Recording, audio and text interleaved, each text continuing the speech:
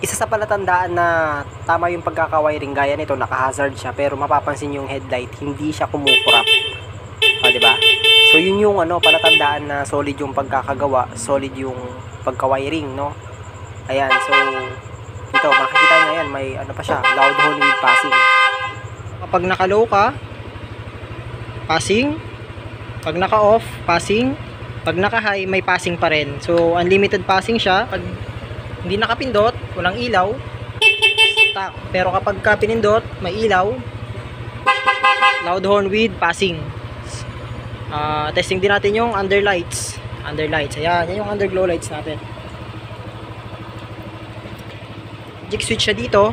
Pag pinindot natin dito, nagiging ayan, titanium siya, no?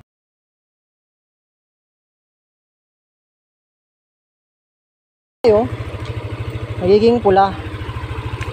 Pinindot ulit natin yung magic switch natin dito. Kita nyo, wala namang switch. Pero pipindutin natin dito, babalik siya sa blue. Ayan. Blue na siya. Ngayon, pag pumreno tayo, ganun lang ulit. Magiging pula. Ayan. So, napakaganda, no? Napaka-visible.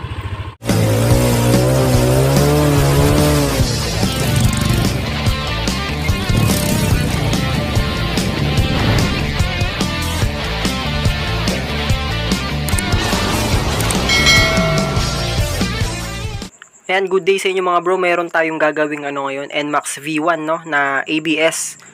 So ito pinagawa daw sa iba. Ayan, pinawiring daw to sa iba at nagbayad sila ng 10,000.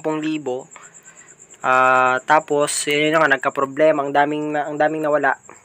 Headlight, lahat halos, tail light.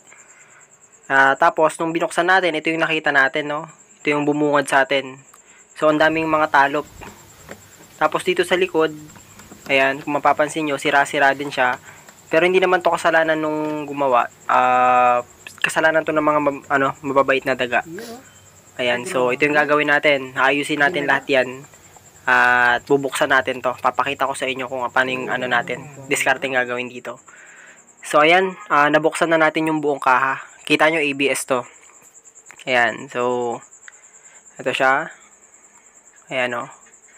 Kung mapapansin nyo, medyo nalinis natin siya ng konti. Ayan, so ito yung itsura ng mga pinagpuputol ko na rin yung mga linya ng mini driving light dahil medyo maraming loose connection, no. Tapos ito, inaayos ko pa tong mga nandito. Ayan, so bubuksan natin tong harness na to. Ito to, magmula dito, yan, sa may sticker na yan. Itong nakalagay na Yamaha na 2DP, no. H250.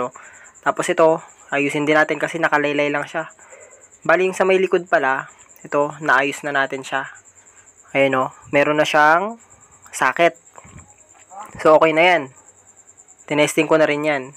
Pati yung mga signal light. So, after kung maibalik sa stock, no, ito, bubukal-kalin din natin itong sa may bandang harapan. Ayan, so, ayan, nabuksan na natin siya. Kung mapapansin nyo, ito, binaba ko na rin yung wiring sa harap. Dahil, magmo-modify tayo dyan, no? Ayusin natin lahat.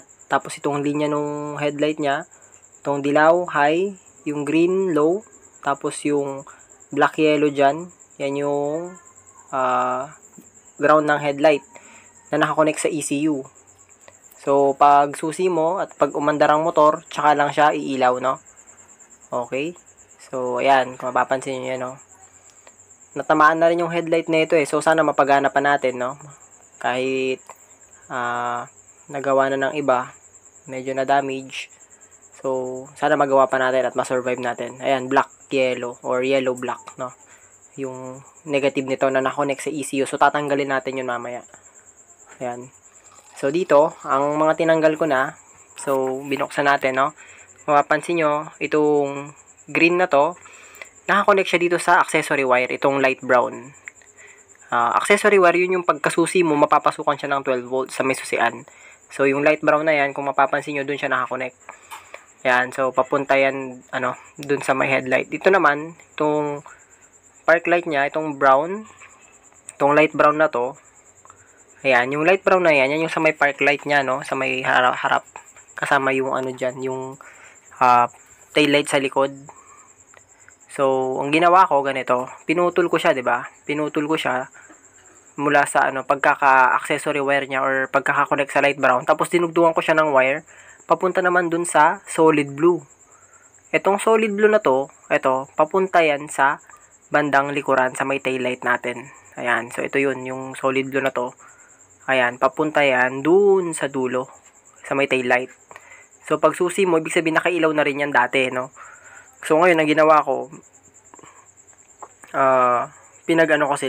pinag-jibe ko sila na nakahiwalay naman sa accessory wire. So dito siya galing sa light brown na to. Yan yung may 12 volts pagkasusi. So dinetouch ko siya. Tapos pinagdugtong ko silang dalawa dahil lalagyan natin ng wire yan at i-connect natin yan sa may tie switch natin para magkaroon siya ng patayan. At nakabukod na yung headlight. So ito yung low. Galing siya dito. So fix din natin yan. Ayusin natin. Ayan, so inayos ko muna. Kung mapapansin nyo. Yan. Ayan, so lahat ng mga dinetouch natin ito. Kung mapapansin nyo, ito yung yellow black o black yellow or yellow black na ground naman ng headlight. Yan. So tatanggalin natin siya sa pagkaka-ECU control. So ilalagay natin yan sa body ground or negative ng battery. So dito natin siya pinutol. Ito yung linya na papuntang ECU. So pag naputol nyo yan, isisil nyo na lang, no? Make sure na walang mag-short. So, ayan, binukod natin. Ito yung isang ito namang blue black na to, galing din to sa ACC wire. Ngayon, papunta naman yan dun sa left switch natin kung saan siya yung magsusupply dun sa high natin, no? So, yung blue black na yan, nakakonect din yan sa accessory wire. So, ito yan. Ito yung papuntang taas sa may left switch. Stock switch ng NMAX, no? Yan. So, yung blue-black na yan, ibig sabihin, nakatap yan sa accessory wire. Ngayon, kaya nga tayo nagbuklat dun sa may linya ng harness dahil dun siya nakatap. Kaya, mapapansin nyo bakit natin inoperahan ng ganyan. Kasi nga, para maihiwalay natin. So, ito siya. Diba? Yan, iaangat ko siya dahil galing yan dito. Ito. Kung mapapansin nyo to. Tinape ko na eh. So, ayan o. Yan o. Ito naman yung red-blue na yan na may nakakonect na light brown, papunta yan ng injector, tsaka sa ignition coil. So, ibig sabihin, pag susi mo nga, may positive yan. Ito yun, blue-black yan. So, yan yung mga tatanggalin nyo, blue-black, yung supply ng left switch. Yan, so, tapos i-tape nyo na lang ng maayos. Yan, so, ito, yan, i-detach na natin. Tapos, yung low ng headlight, yung green, tapos yung yellow-black, ground ng headlight din. So, ayan, binubukod ko na siya. Ayan, para ma-idea kayo kung paano ba ako nagwa-wiring. Kasi ang dami nagtatanong paano daw ba ako nagwa-wiring. So, pasensya na kayo kung hindi ko rin maipakita ng buo. Kasi nga, sobrang haba po ng video, no? Pagka talagang inisa-isa ko to. Actually, putol-putol ko rin naman to nagagawa. Kasi, yun nga, minsan busy din ako. Ngayon, binibigyan ko kayo ng idea na kung saan mas mapapadali kayong maintindihan kahit paano, no? Ayan, so, dito pala, may nag-markings ako. Itong light brown na to, ito yung sa may park light, no? Yan, no? Ito. Ayan. Kasi may mga brown din siya. Pag akyat kasi sa taas, is light brown siya. Yung park light sa harap. Light brown yan eh. Nakalagay eh. Ngayon, ito siya. Tapos ito naman pala yung sa pareho din sa busina. Kaya, naglagay tayo ng marking. So, ito yung sa busina, yung walang tape. Yan o. Mapapansin nyo yung pink tsaka light brown na yan. Silang yung magkasama. Ngayon, meron ding brown dito. Nilagyan ko ng tape. Yung may tape na yan, ito yung sa may park light dito sa harap. Ayan o. Ito yan. Ayan. Baka kasi, para hindi tayo malito, no? So, yan yun. Okay. Light brown din kasi yung sa may busina. Kaya, para hindi tayo magkamali. Ayan. So, nilagyan ko siya ng markings at sigurado ko pagbaba niyan, pag hinila mo yan, papunta yan dito sa may dinugtungan natin ng solid blue na papunta sa likod. O, ayan. Na nakabukod na, hindi na yan nakatap sa accessory wire or sa 12 volts. Dahil magpapagapang tayo ng wire dyan, paakyat para papunta ng right switch naman. Ayan, para nakabukod na nga. Ayan, so yan yun, no? So, I hope na, naiintindihan nyo or nasusundan nyo. So, madali lang naman to, basta maintindihan nyo lang siya. Ayan, so hindi na kayo mahihirapan. So, yan yung solid blue na papunta sa natin, tail light. Hindi yung brake light tail light. Yung ilaw lang na nakailaw ng steady. Iba yung brake light pag preno. So, iba yung linya nun. So, ayan. So, ito na yung finish project natin. So, So, pasensya na kayo kung hindi ko talaga maipakita ng buo yung pagkaka-wiring dahil napakatagal pong gawin nito. Ayan, so ito yung sinasabi kong tie switch. Ayan, nag-install tayo. Ito rin sa kaliwa. Tapos ito yung wiring natin sa harap. Ayan, so ito yung itsura. Okay. So, ito yung terminal ng battery natin na tapos ito yung mga protection circuit natin ng busina tsaka all lights relay natin. Ito naman yung hose papunta sa likod para sa mga tapos nakasakit yan. Papunta yan sa natin under glow lights, no. Ayan. So ito yung linya niyan. Ayan. So yan, papunta yan diyan. So ayan, kung mapapansin niyo, naka-hose din yan. Ayan, malinis. Yan, para kahit na mabasa, wala tayong problema, magiging problema, no. Ayan, so naka-hose din yan. Malinis yung pagkakaano natin. So yan, tapos gumapang yan dito. Yan. Tapos yun nga, nakasakit. Tapos, yan, nag-Y siya dyan, papunta naman dito sa ating mga relay. Ayan, so hindi ko pa naayos yung relay natin, no. So, mamaya ayusin natin. Tapos, ito dito, ito naman yung pupunta sa baba. Ayan, yan yung papunta sa harap. Ayan, papunta sa harap. So, blue, pink, tsaka red yung nilagay natin, no. Ayan, tapos meron pa tayong isang connection, papunta naman sa pinakababa, ito yun. Ayan, so, papunta yan dito sa may ilalim ng tangke. So, ito siya. Ayan o. Yung pinakapang ilalim natin. Ayan o. So, naglagay din tayo ng blue, red, tsaka pink. Tapos, yan. Nakasakit din siya, syempre. Para pagka magbabaklas kayo ng kaha, hindi tayo mahirapan. Ito naman, yung linya ng voltmeter natin. Tapos, ito, sa may hollow switch. Tapos, ito, sa may magic switch natin, no.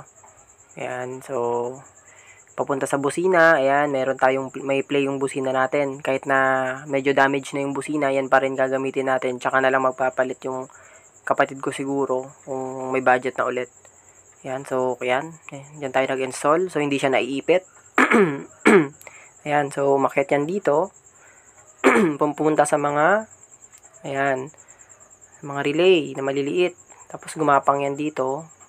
Papunta sa, yan, syempre nag-body ground din tayo ng solid, syempre. Pag nagpalakas tayo ng positive, magpapalakas din tayo ng negative. Yan, tapos yung isang horn natin, dito siya naka-install sa kaliwang side. Tapos, ayan, kumapang bumaba siya dito yung linya. Ayan, so hindi rin yan sumasabit. Ayan. So, ayan, bumaba siya dito. Ayan, tapos yung ibang linya, paakyat. Ayan, so yun naman yung papunta sa no, harap. Tapos dito, nag-Y. Yan, so ayusin pa natin yan. Ayusin natin yan. Tapos yan, papunta siya dyan. Maglalagay pa tayo ng space dyan or yung ihian, no. So, ayan, di ba, oh? Simpleng-simple lang yung wiring natin. So, wala kayong makikitang sobrang kalat, di ba? O, ayan. Sobrang nakakahinga yung motor kahit na napakarami natin ini-install. No, kung mapapansin nyo yung itsura niya. Ayan, oh. Simpleng-simple para lang may, parang ano lang, oh. Tapos yung stock nilipat natin sa taas. Taas ng, dahil naglagay tayo ng mini driving light sa baba. O, di ba? Napakalinis, no? Ayan, so wala pang wala pang ipit-ipit ganon or pwedeng mag-loose connection. Ayan, so ayan, pakita ko lang ulit yung itsura ng sa may tail light natin. Ayan, so mamaya te-testingin natin to, papakita ko sa inyo kung ano yung outcome. Ayan, so kita nyo, napakalinis, no? Ayan. So inayos na natin 'yan. So wag lang sana ngat-ngatin ulit ng mga mababait. So testing na tayo. Ayan. Ito yung sa may busina niya. Tingnan natin. Testing natin kung sumasagi. Ayan. So, malayo yung distansya. Ayan. Ganda ng play. Ayan. So, bago nyo isole, syempre, check nyo maigi. Lahat ng mga dapat higpitan. Dapat na, mag-connect ng tama. Ayan. So, ito, maganda rin ng play niya, oh. Ayan. So, saktuhan lang yan. Mukha lang mahigpit yan kasi newbie natin yung niya. Tapos ito, huwag natin kalimutan sa may socket. O, ayan. O, diba? Ang dami natin in-install, no? Pero, halos wala kayong nakitang kalat. Ayan. O, ayan. So, nagpalit na rin tayo ng busina. Ayan, ganda rin ang play. Ayan. Yung NMAX 155 na version 1 na ABS na ginawa natin. So, ito yung putol-putol yung wiring. Ang daming talop, no? So, inayos natin kasi delikado yun. Kaya yun. Ito na yung finish project natin, no? So, nandito ko ngayon sa medyo ano, medyo madilim nga lang sa place na to, pero papakita ko lang din yung mga ginawa natin dito, no. So ano bang mga ginawa natin? Nag-install tayo ng tie switch. Ayan, pasensya na kayo sa maingay kasi alas 6 na. So tie switch na illuminated, no. Inulit natin yung mini driving light tsaka yung stock horn and loud horn, inayos din natin. Nag-install tayo ng voltmeter, kaso yung voltmeter na nabili natin hindi siya ganoon ka-accurate, no. So papalitan din natin to, hanap tayo ng medyo magandang klase, yung maganda ang reading. Kasi sa tester ko 14.8 siya, pero dito 14.2 lang yata hanggang ano. Kaya medyo inaccurate. Pero pwede naman siyang i-off. Meron naman siyang off. Gagamitin na lang siguro pang charger to. So ito yung sa may hollow switch niya, sa may stock horn plus loud horn. Pag hindi nakapindot, walang ilaw, stock horn. Pag pinindot mo at umilaw, loud horn 'yon. Ano? Tapos may passing din, hazard, ano pa? Underglow lights. Ayan, so pakita ko na lang sa inyo, no. So testing natin, ignition on. So bypass na rin natin yung ABS nito, no. So wala na siyang ABS light na makikita. Ayan, so start natin. Nice din natin yung ano to. Ayan. So ito yung sinasabi ko sa inyo. Ayan, yung voltmeter niya. So nasa 14.2 lang ata maximum ng reading nito, pero sa tester nasa 14.8 siya, no.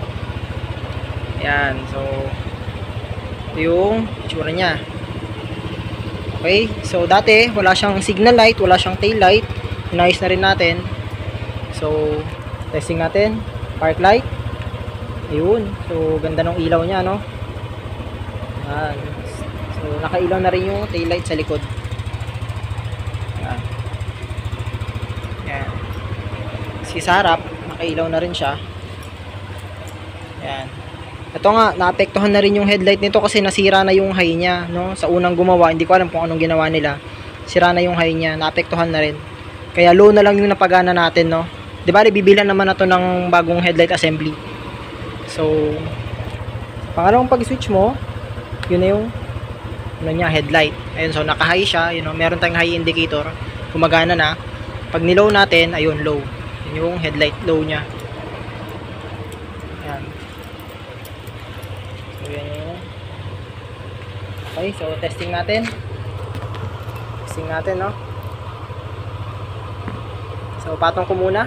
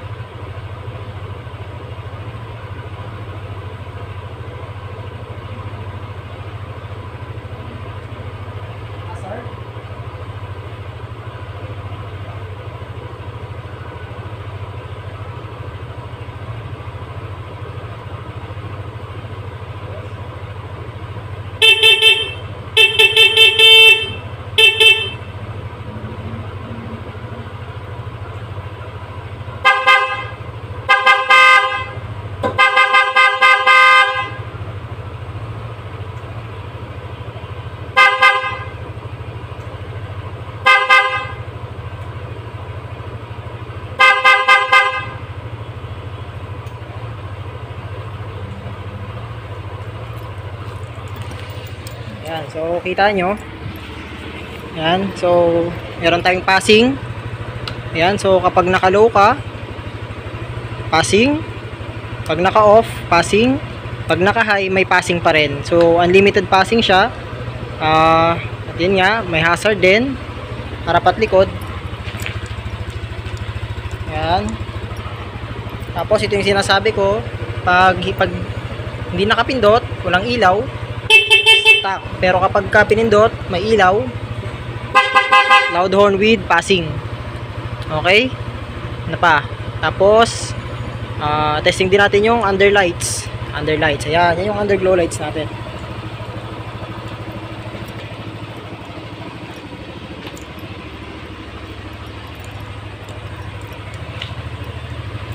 Ayan, underglow lights.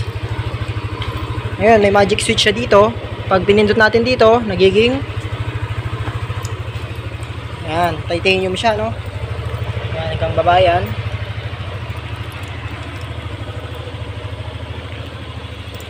Yan, ang ilalim hanggang likod. Yan. Yan yung tsura niya. Ngayon, kapag pumreno tayo, nagiging pula. Diba? Nagiging pula. Ngayon, pag pinindot ulit natin yung magic switch natin dito, kita nyo, wala namang switch. Pero pipindutin natin dito, babalik siya sa blue. Ayan. Blue na siya. Ngayon, pag pumreno tayo, ganun lang ulit. Magiging pula. Ayan. So, napakaganda, no? Napaka-visible. So, pag gusto natin mag-add ng kulay, dito lang pindutin lang natin. May additional kulay na ulit. Blue at pink. Diba? Tapos pag pumreno ka, ganun lang din. Diba? Stig. Ayan. So, ito yung ginagawa natin, no? So, overall,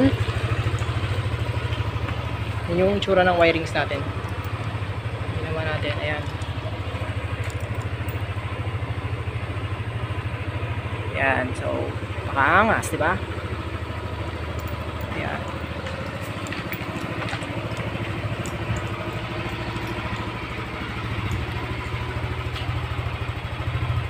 Ayan. So, all goods. Testing na natin. So, ayun. Okay na siya.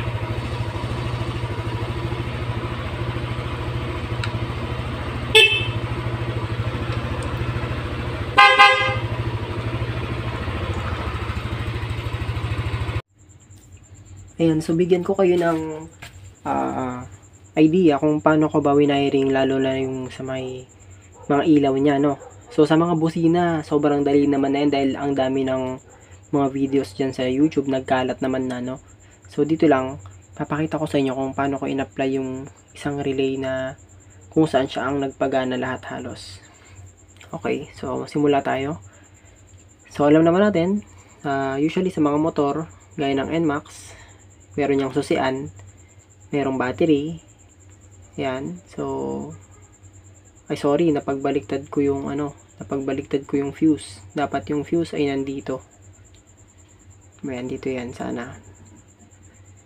Dito yan. So, nabaliktad ko siya. So, ito, imagine nyo, ano lang to. Straight. So, sorry, dahil nagkamali ako ng lagay. Dito dapat yan. Bago pumunta ng, after manggaling sa battery, dadaan sa fuse na 10 ampere, pupunta sa ignition switch natin. So, sa NMAX, pag susi mo kasi, ipapasok niya yung 12 volts papunta dito sa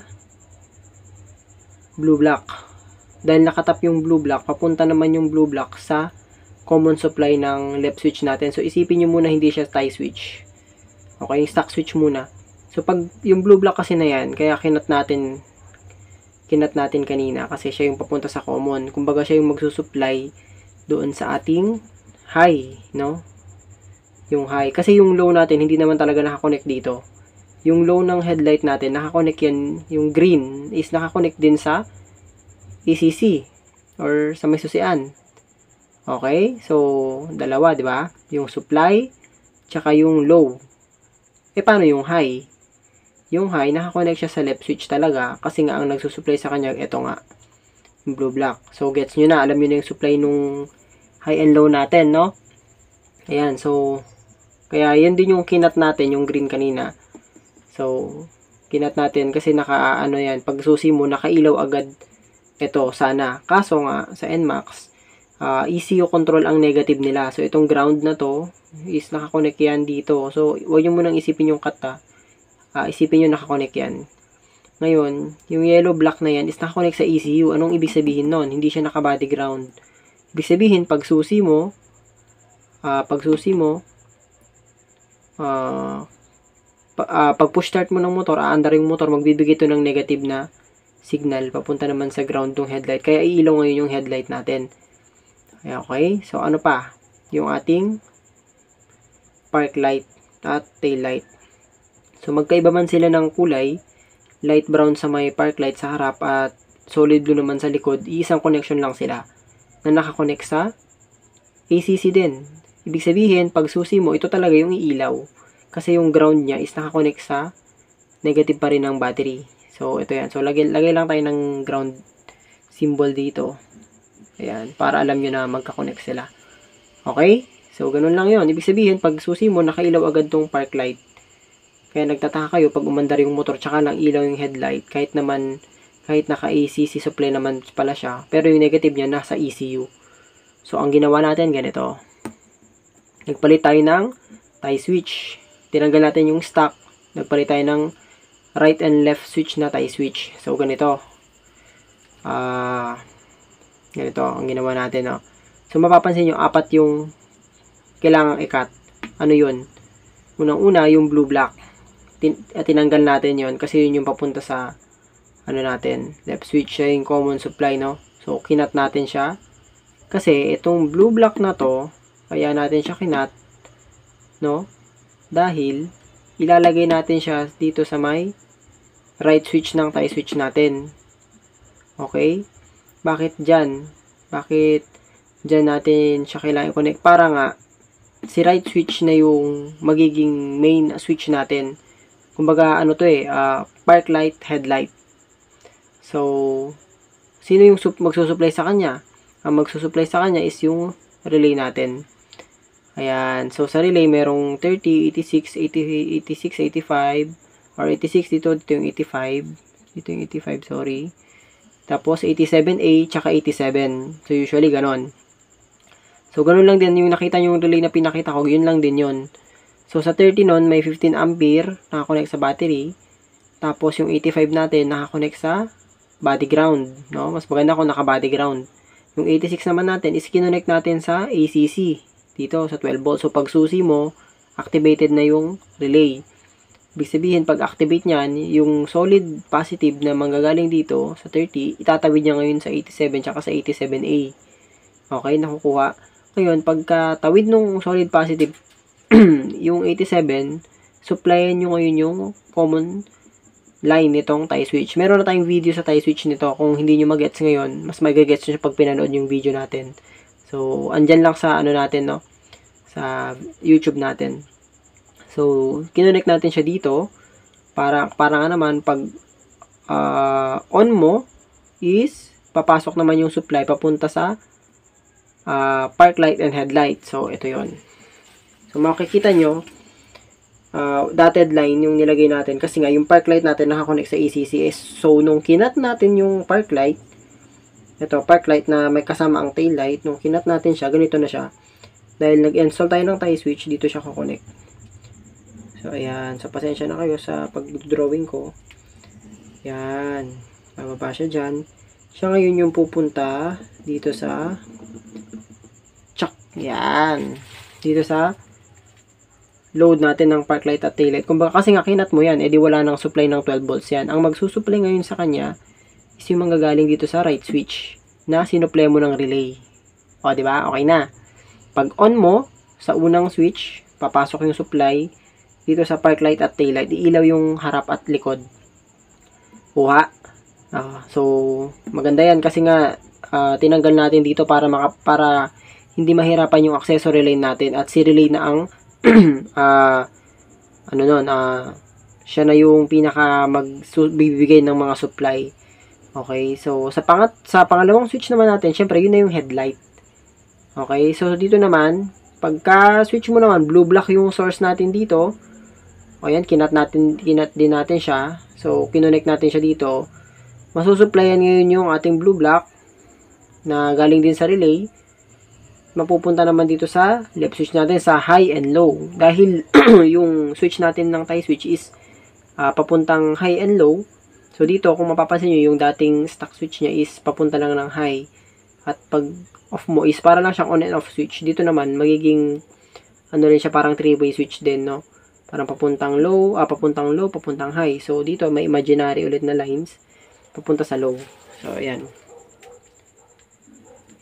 So, papunta siya dito. Tak, ganon. So, masusupplyan yung low natin pag naka-low yung switch mo sa left switch.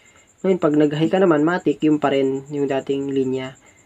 Ayan. So, magkakaroon na ng patayan yung park light at headlight. Kumbaga, magbubukod na sila.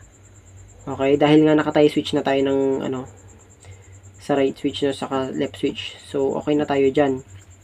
Ngayon, ano pa ba?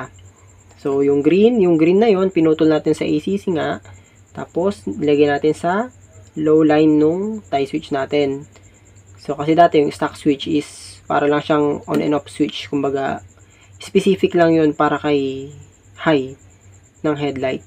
Hindi tulad nung tie switch na meron siyang three-way connection na parang papunta sa high at papunta sa low. Kaya dahil meron siyang papunta sa low, dito na din natin kukuhanin yung supply na dating sinusupply nung susian. So yung green na to, kaya natin pinutol para i-connect na dito. So malinaw. Pag on mo sa una, papuntang park light, harap at likod. Sa pangalawang switch mo, papunta naman siya sa hindi na dito kasi nakaputol na yan. So dito na yan sa common supply nung left switch natin. Ngayon, kung halimbawa yung left switch mo is naka-low or naka-high, kung kahit saan man dyan, yun yung iilaw. Kung nakapindot siya sa low, nung pag-on mo dito sa dulo, papunta naman siya sa low. Pag nag-high ka, papunta naman siya sa high. Okay? So, hindi yun gagana hanggat hindi natin binabago yung ground connection ng ating headlight, yung yellow black. So, mapapansin nyo, pinutol din natin yung yellow black kanina, or black yellow, dun sa ECU. Ngayon, saan natin tinap yun? Tinap natin siya sa ground. Okay? So, ganun lang. Ganun lang natin siya ginawa, no? So, tandaan nyo, meron lang kayong halos 4 na ikakat. Kung gagamit kayo ng tie switch or any other switches na naka 3-way. Pero kung stock switch lang naman kayo, ang gagawin nyo lang, wala kayong masyadong gagawin. Siguro ang gagawin nyo lang, tatanggalin nyo lang yung mismong supply ng blue black. Ayan, supply ng blue black, tsaka yung green. Yan, paghahaluin mo na lang to, itong blue black tsaka green, tatap mo na lang sa 87. Okay? Para pag on mo ng ng susi mo, yan, masusupplyan agad ng positive yung low mo. Ngayon at saka yung blue black, para pagka nag-high ka, papatong lang yung high doon sa low. So ganun lang. Pero kung gusto niyo gayahin yung ganito yung konsepto natin.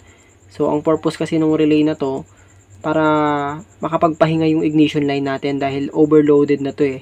Minsan nga nangingitim, 'di ba? Sayang nga hindi ko na ipakita sa inyo yung wire nito, nangitim yung wire nito eh.